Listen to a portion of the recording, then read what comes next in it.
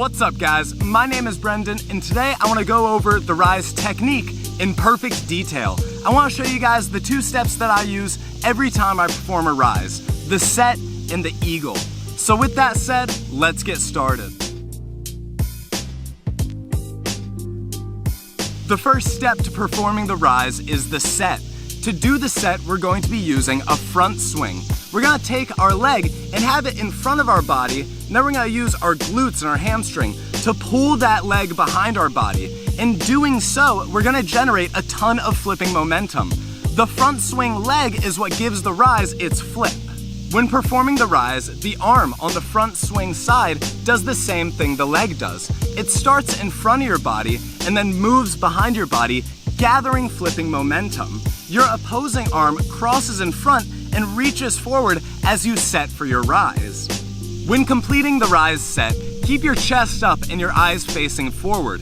It helps to spot a target in front of your body somewhere between eye level and waist level.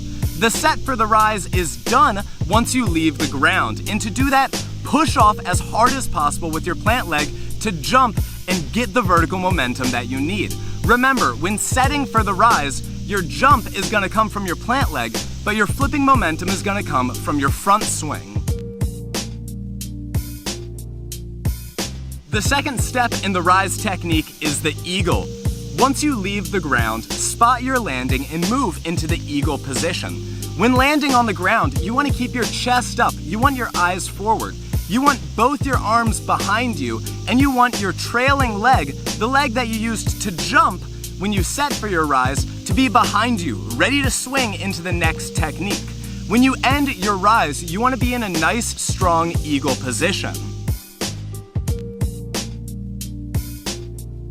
That's the Raiz technique. It starts with a front swing set, and then once you leave the ground, you just move into the eagle position. Now that's the basic framework behind the technique, but everybody performs it a little bit differently. When I perform a Raiz, I try and be clean, controlled, and consistent, but other people have different things that they're trying to express when they perform the Raiz. To show you the Raiz diversity in the technique, I'm gonna end this tutorial with a sampler of a ton of other trickers performing the Raiz in their combos.